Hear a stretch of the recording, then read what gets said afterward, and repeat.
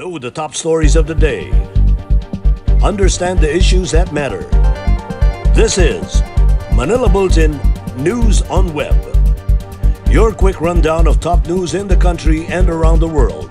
Manila Bulletin, celebrating 120 years of timely stories and timeless truths. Be fully informed.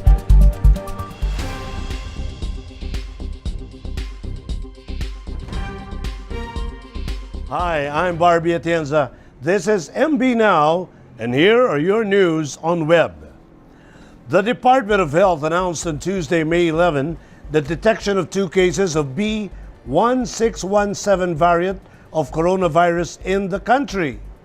The variant was spotted in 2 seafarers that have no close contacts as they were put on quarantine upon arrival. The seafarers do not have a history of travel to India. Health officials said that the 2 cases have already recovered from COVID-19. The B1617 variant was first detected in India in October 2020. The daily average number of coronavirus disease cases in Metro Manila is now down to 1,900, according to Octa Research fellow Dr. Guido David on Tuesday, May 11. In the Octa Research Group's report released Sunday, May 9, it projected that the daily average number of COVID-19 cases in Metro Manila will fall below 1,900 by May 14. As of Tuesday, Metro Manila's COVID-19 reproduction number was further down to 0.65. While the downward trend continues, David said that easing of quarantine restrictions should be studied cautiously. Metro Manila, Bulacan, Cavite, Laguna, and Rizal, also known as NCR Plus, were placed under one bubble set up since March 22. It means that only authorized persons can do essential travel into and out of these areas. President Rodrigo Roa Duterte said he was happy to announce that the country could brace for some positive news given the recent improvement in the pandemic response. Duterte started his public address by dropping hints about the progress in the fight against the pandemic, from the country's improved healthcare capacity to the vaccination drive. Health Secretary Francisco Duque III first gave an update on the coronavirus situation in the country, citing the drop in the cases of infections in the National Capital Region. The healthcare utilization rate in Metro Manila and the rest of the country has also decreased, and improvements in the hospital bed capacity. Vaccine Czar Carlito Galvez Jr. said in his report that the country has so far received 7.5 million doses of coronavirus vaccines. He said the government expects the country's supply will increase to 11.3 million this month of May with the arrival of more doses. By June, the vaccine supply will further jump to 20.5 million doses. The new batches of vaccines are expected to come from Pfizer, Sinovac, Moderna, AstraZeneca, and Sputnik V. At least 2.4 million vaccine doses have been administered since the government started its free inoculation drive. Of this number, 1.95 million received the first shot of vaccines, while 451,270 got their second shot. Galvez also said the government aims for a better Christmas as it moves to inoculate 58 million to 70 million Filipinos and achieve herd immunity by November 2021. The government hopes to eliminate the disease by the second quarter of 2022. We are still in the subject of our fight against COVID-19. And of late, the past few days, we have seen a lot of improvements in the system sa ating ginawa para sa COVID-19 panlaban. I am also happy to report to you that today, now, there will be some positive news for all of us. President Duterte has placed the entire country under a state of calamity due to the African swine fever or ASF outbreak that led to the billions worth of losses to the local hog industry and price increase of pork products. In Proclamation number 11-43, the Calamity Declaration, which mobilizes government funds and resources to contain the ASF spread, will be in effect for a year unless earlier lifted or extended as circumstances may warrant. The Calamity Declaration would afford the national government and local governments ample latitude to utilize appropriate funds, including the Quick Response Fund, in their response efforts to contain the continuing spread of the ASF and restore normalcy in ASF-affected areas. The proclamation was signed by the President on May 10, 2021. In Metro News, Metro Manila Council to meet Wednesday on NCR's next quarantine status. 30 individuals get skills training and jobs in Pasig City amid pandemic. And Manila LGU distributes food boxes for 4th month. More from this report. The Metro Manila Council will meet on Wednesday, May 12 to decide on the next quarantine status for the National Capital Region. Parañaque Mayor Edwin Olivares said he sees the easing of quarantine restrictions in Parañaque as possible, saying the city's numbers have been improving. The mayor added that the reproduction number in Parañaque is already less than at 0.63. The number of active cases and the hospital utilization rate in the city have also gone down. Olivares, however, said that while his city is doing good, his stand on the next quarantine status for the NCR will be one with the entire MMC.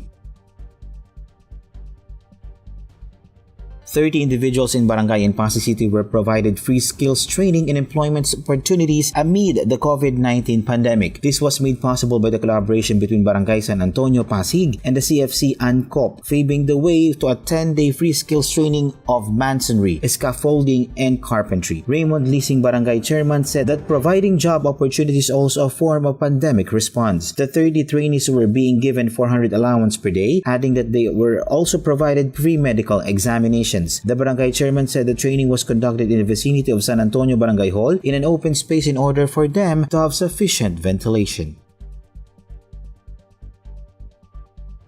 For the month of May, the Manila City government resumed the distribution of food boxes to around 700,000 families in the city under its food security program. The distribution of food boxes for this month began on Saturday, May 8. Members of the Department of Public Services, Department of Engineering and Public Works, and the Manila Traffic and Parking Bureau have begun distributing food boxes in Manila's 1st District. A total of 139,000 food boxes have already been distributed to 122 barangays in District 1 as of Sunday. According to Mayor Francisco Isco Moreno Dumagoso, the program will help lessen the expenses of the city's residents amid the COVID-19 pandemic. The city government has allotted $3 billion for the implementation of the program, and it will continue until July this year, according to the city government.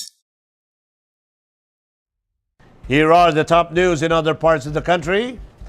Darkness looms in Albay town over 32 million pesos unpaid power bills. Hospital backs 2 doctors charged over death of Barili, Cebu mayor. And 10 NPA rebels yield to police in Sultan Kudarat town. Here are the details. The island town of Rapu-Rapu in Albay will plunge into darkness on Saturday unless it pays at least 15 million pesos of the total 32 million pesos it owes private distributor Albay Power and Energy Corporation or APEC.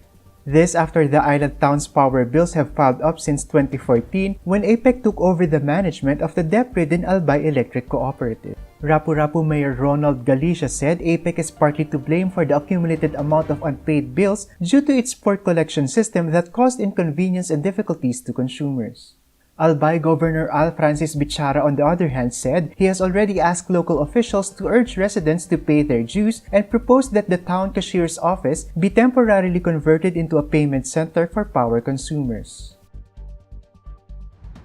A private hospital in Cebu City has expressed support to its 2 doctors who are facing criminal charges for the death of Barili Cebu Mayor Marlon Garcia. The Chonghua Hospital or CHH said the findings of the Cebu City Prosecutor's Office indicting Dr. Elfleder Hernandez and Dr. Yvonne Bettina Montejo for reckless imprudence resulting in homicide is not unexpected in these extraordinary times.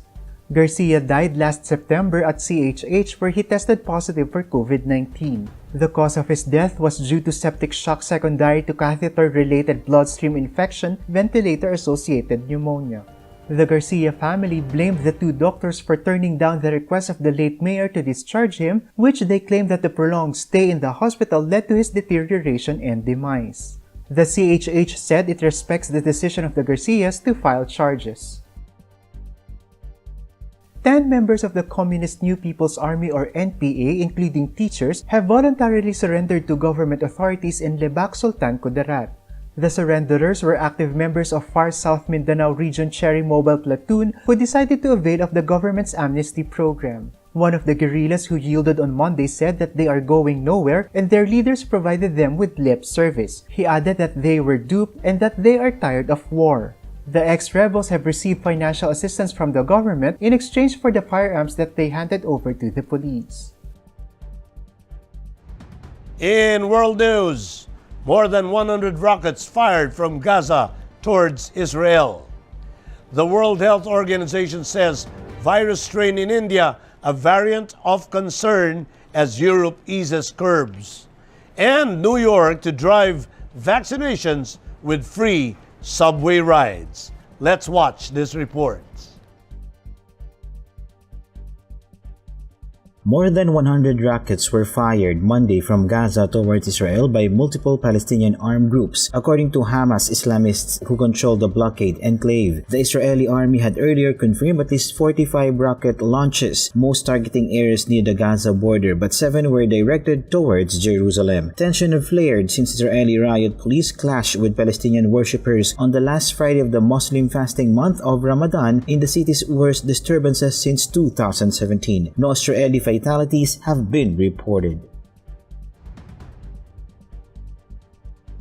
Schools and stores reopened in parts of Europe on Monday, easing out of months of COVID-19 lockdowns, but the devastating outbreak raged on across the subcontinent, and health experts declared virus mutation in India a variant of concern. The World Health Organization in Geneva said the B.1.617 variant spreading in India appears to be more contagious, but rapid vaccination programs have allowed a number of wealthy nations to start taking steps towards normality. Theresa might get a shot in the arm from the European Union, which said was fully on track to ensure a COVID health pass would be ready in June to boost travel. Britain, which has the highest COVID-19 death toll in Europe, announced the reopening of indoor seating in pubs and restaurants in England from next week. New Yorkers will receive a 1-week free train rides if they get vaccinated against COVID-19 in subway stations, Governor Andrew Cuomo announced Monday as part of a move to speed up immunizations. Big Apple residents will be able to get a shot of a Johnson & Johnson single-dose vaccine in one of 6 stations that have been selected for a pilot program to run from Wednesday to Sunday. Some 60% of the New Yorkers, nearly 20 million people, have already received at least 1 dose of the vaccine, official figures show. Officials face a challenge convincing the reluctant to get inoculated to reach the threshold from societal immunity. In entertainment, Hollywood star Tom Cruise has reportedly returned his awards from the Hollywood Foreign Press Association, the group that gives out the annual Golden Globe Awards, following outrage over the award-giving body's lack of diversity. Multiple media reports in the U.S. said that Cruise returned the 3 trophies following criticisms that the Hollywood Foreign Press Association lacks black journalists as voting members. The 3 trophies returned were the Best Actor Award for his films Jerry Maguire and Born on the 4th of July and Best Supporting Actor for the film Magnolia. His move came as several stars in Hollywood have criticized the Hollywood Foreign Press Association for its lack of black representation within the group, which votes on the Golden Globe winners. In sports, The Armed Forces of the Philippines has released the list of approved personnel for detailed service to the Philippine Sports Commission as they prepare for the 2021 Tokyo Olympics and the 31st Southeast Asian Games in Vietnam. A total of 117 athletes and coaches from 22 sports are enlisted personnel, 58 under Air Force, 19 in the Army, and 40 serving the Navy. PSC Chairman Butch Ramirez thanked Defense Secretary Delfin Lorenzana for this development and highlighted the importance of enlisted national team members complying with the agreement between the PSC, AFC, Philippine Olympic Committee, and the Philippine Paralympic Committee. Among those reportedly on the list are veterans Maristela Torres of athletics, triathlete Claire Adorna, boxer Josie Cabuco, and weightlifter Heidelin Diaz. And those are the news on Web today, May 11, 2021. For more news and details, get your copy of Manila Bulletin newspaper tomorrow or log on to www.mb.com.ph. You can also subscribe to our newsletter through the link on this video's caption to have the day's latest news delivered to your inbox. I am Barbie Atienza for Manila Bulletin. Join us again tomorrow. This has been MB Now. Be fully informed.